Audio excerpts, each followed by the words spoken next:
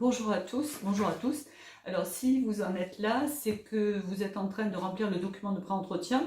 Donc je vais vous aider, donc on va le faire ensemble. Je vous explique globalement euh, ce à quoi ça va servir et ce dont j'ai besoin.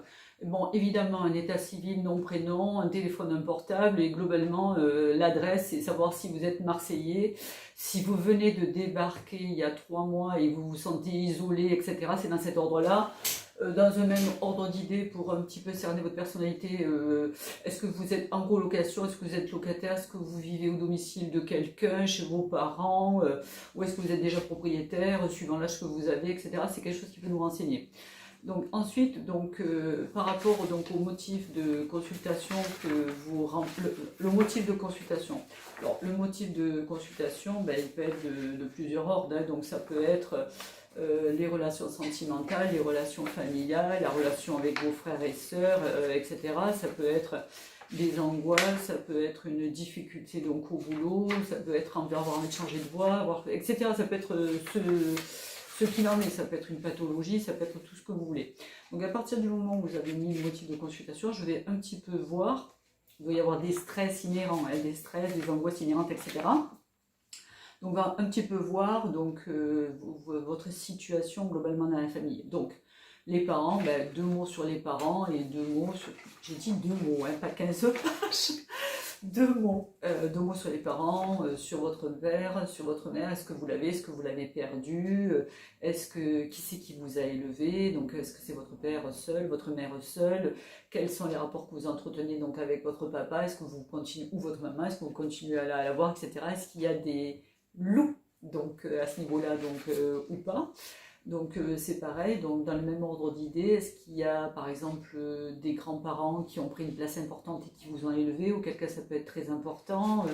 Donc quels sont vos frères et sœurs? Est-ce qu'il y a une grande différence d'âge par exemple avec un de vos frères ou de vos sœurs qui aurait pu être une maman bis ou des choses de cet ordre-là? Voilà, donc ça c'est pour ce qui est de la famille. Donc ensuite on va un petit peu aller visiter du côté de votre enfance, de votre éducation. Donc l'éducation, donc globalement, qu'est-ce qui était important dans l'éducation? Est-ce qu'il y avait une pression sur l'école, une pression sur le sport, une pression sur reprendre la société du papa? Est-ce que l'éducation elle était plutôt stricte? Est-ce qu'elle a été plutôt laxiste? Est-ce que et du fait vous avez peut-être pas été assez protégé, etc. Donc il faut m'écrire 2-3 trucs. La scolarité. C'est pareil.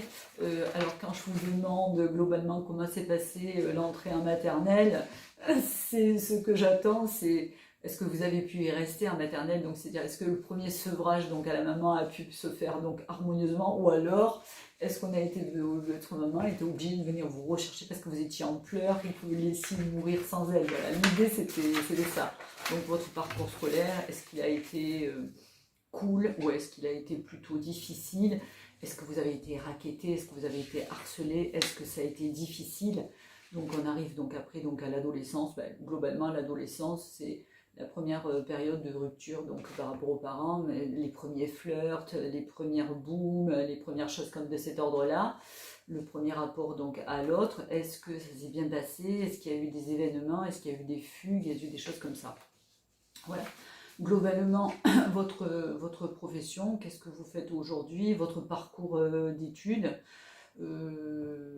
Alors, votre parcours d'études, ben, je sais pas moi, si vous vouliez être, j'en sais rien moi, globalement, voilà, vous vouliez être cycliste, vous avez des études de vélo, voilà, globalement, ou alors vous avez fait 2 ans de ci, 3 ans de ça, vous aviez envie d'abandonner un 4e année de médecine, c'est une catastrophe, etc. Voilà, est-ce qu'il y avait une vocation? Est-ce que vous vouliez faire un métier particulier? Est-ce qu'il y a une reconversion si vous êtes plus âgé? Donc vous étiez, je sais pas moi, vous étiez, je ne sais pas moi, directeur des ressources humaines, puis vous avez repris des études de psycho pour être psychologue, ou etc. Est-ce que vous êtes en activité ou pas? Est-ce que c'est pareil, est-ce que vous arrivez à gagner votre vie, ou est-ce que c'est la galère, etc. Votre vie privée, dans la foulée, votre vie privée, ben, globalement, est-ce que vous êtes marié depuis 20 ans, ou est-ce que c'est fluide dans la relation amoureuse, auquel cas la problématique se situe ailleurs dans le domaine professionnel, ou est-ce que vous avez enchaîné, quand je dis enchaîné, c'est pour reprendre des termes de patient, il n'y a pas du tout de connotation, quelle qu'elle soit. Est-ce que vous avez vécu des amours les unes après les autres qui vous laissaient pantoises, déçues? Est-ce que vous attendriez autre chose de la vie amoureuse, etc. Est-ce que vous avez des enfants? Est-ce que vous avez des beaux enfants? Est-ce qu'il y a quelque chose de particulier par rapport aux enfants?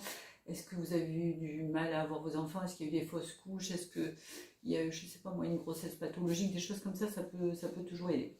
Voilà. Donc, ensuite, bon, juste vous terminez, donc est-ce que vous faites du sport? Est-ce qu'il y a des dépendances?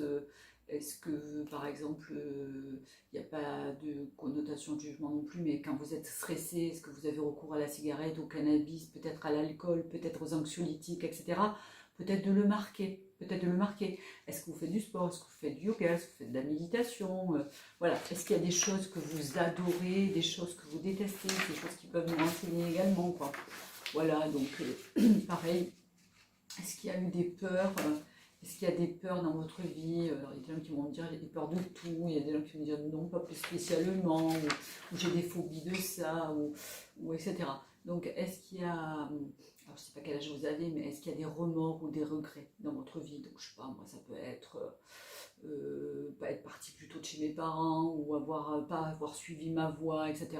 Des drames, donc des drames, ça peut être des drames, ça peut être, on a demandé à notre grand-père de nous aider à déménager, Madame Maza, c'est vraiment pour lui faire plaisir, pour qu'il nous accompagne. On lui a donné un truc, mais pas lourd du tout. Il a fait une crise cardiaque dans l'escalier, voilà. Et je ne me le pardonne pas. Donc quelque chose de drame de cet ordre-là, des secrets. Donc peut-être qu'il y a des choses que vous avez jamais osé dire à personne. Donc, je ne sais pas si vous oserez les écrire. Vous pouvez écrire un mot, mais on peut en parler. Donc, est-ce qu'il y a, alors quand je dis intériorité psy, c'est que, est-ce que vous avez déjà vu un psychologue? Est-ce que vous avez déjà vu un psychothérapeute ou un psychiatre? Est-ce que vous avez vu un pédopsie? Est-ce qu'il y a des soucis quand vous étiez petit, ou etc. Voilà, donc tout ça, donc vous avez compris quand même que c'est quand même pas mal de travail.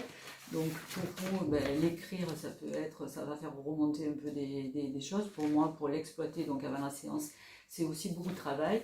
Donc sachant qu'en ce moment, il y a quand même une période d'instabilité donc ambiante, on a quand même pas mal de premières consultations donc annulées au dernier moment, ou carrément les personnes qui ne viennent pas. Donc je me suis permis de présenter la première consultation donc en prépaiement. Évidemment, ça n'est pas obligatoire. Donc vous avez quand même un prépaiement en ligne à PayPal. C'est pas obligatoire, mais j'aimerais quand même bien que vous y adhériez. Voilà, ben écoutez, je souhaite vous rencontrer et sachez que je ferai le maximum pour vous aider. De même, le meilleur pour vous. Au revoir.